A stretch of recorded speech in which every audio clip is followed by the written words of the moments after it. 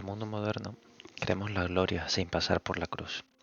Buscamos experiencias y momentos de euforia, el éxito inmediato y un bienestar absoluto, pero huimos del sufrimiento, el silencio y el sacrificio.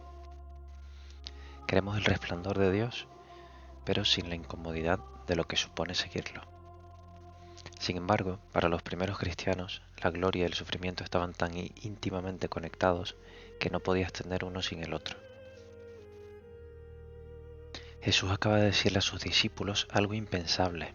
El Mesías, ese rey esperado, va a sufrir y morir a manos de las autoridades. Exactamente 6 días después, se lleva a Pedro, Santiago y Juan a un monte alto, que los historiadores identifican probablemente con el Monte Hermón. Comencemos con la lectura de la Escritura. Marcos 9, versículos 2 al 13.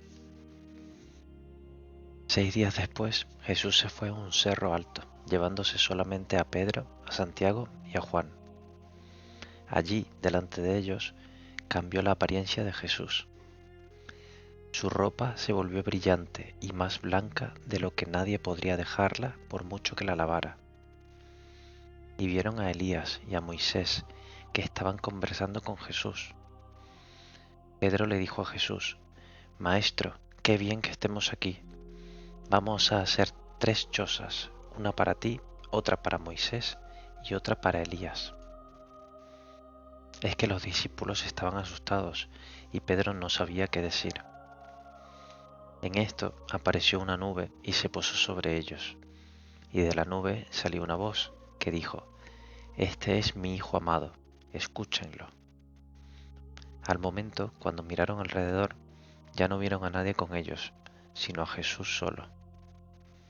Mientras bajaban del cerro, Jesús les encargó que no contaran a nadie lo que habían visto, hasta que el Hijo del Hombre hubiera resucitado.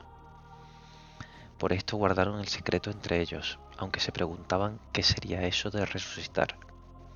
Le preguntaron a Jesús: ¿Por qué dicen los maestros de la ley que Elías ha de venir primero? Él les contestó: Es cierto que Elías viene primero y que él lo arreglará todo. ¿Y por qué dicen las Escrituras que el Hijo del Hombre ha de sufrir y ser despreciado? Pero yo les digo que Elías ya vino y que ellos hicieron con él todo lo que quisieron, como dicen las Escrituras que le había de suceder. Juan Crisóstomo nos ayudará a entender la transfiguración. En su obra In Eutropium lo explica de manera magistral. ¿Cómo resplandeció? Excesivamente, como el sol, porque no tengo otra estrella más brillante, y sus vestiduras como la nieve, porque no conozco ninguna materia más blanca. Pero que no brilló así lo indica el hecho de que los discípulos cayeron al suelo. Si hubiera brillado como el sol, no habrían caído, pues veían el sol todos los días. Inmediatamente después de ver a Moisés y a Elías, los representantes máximos de la ley y los profetas, una nube desciende sobre ellos. Para un lector judío del siglo I, esta nube era la Chequina, era el carruaje de la presencia divina, el mismo humo sagrado que cubrió a Moisés en el Sinaí y que llenó el templo de Salomón.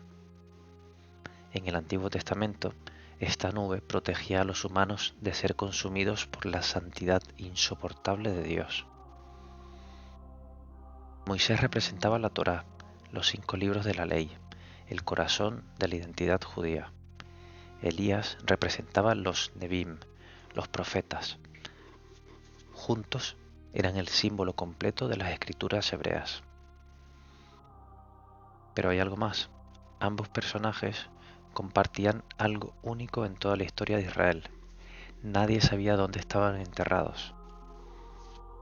Deuteronomio 34, versículo 6, dice que Dios mismo sepultó a Moisés en Moab, y nadie sabe el lugar hasta hoy. Elías, por su parte, no murió. Fue arrebatado al cielo en un torbellino. Eran, para la imaginación judía del siglo I, los únicos seres humanos que existían del otro lado, entre el tiempo y la eternidad. Orígenes de Alejandría, escribiendo desde Cesarea alrededor del año 244, en su extenso comentario sobre Mateo, captura la esencia de este momento. La nube brillante que cubre a los discípulos significa la gloria del Espíritu Santo, que cubre a los santos como un tabernáculo, superando las cosas que se ven, para poder avanzar desde las cosas temporales a las eternas. Hay un testigo de la Transfiguración que escribió sobre ella años después, ya anciano, sabiendo que estaba a punto de morir. Pedro, en lo que se convertiría en su segunda carta, escribe esto desde Roma, probablemente pocos años antes de ser crucificado bajo Nerón. Cito: porque no hemos dado a conocer el poder y la venida de nuestro Señor Jesucristo siguiendo fábulas ingeniosas, sino como quienes hemos sido testigos oculares de su majestad. Nosotros oímos esta voz venida del cielo, estando con él en el Monte Santo. Pedro no cita la transfiguración como una hermosa memoria espiritual, la cita como evidencia histórica. Ante quienes dudaban del regreso glorioso de Cristo, ante quienes cuestionaban si todo era mitología, Pedro dice: yo estaba ahí, yo lo vi y yo escuché la voz. Y esa voz fue lo que lo sostuvo mientras lo clavaban en una cruz cabeza abajo. Al final del versículo 8, cuando la nube se va, dicen: ya no vieron a nadie con ellos, sino a Jesús solo. Moisés desaparece, Elías desaparece, la ley y los profetas ya han cumplido su función de señalar.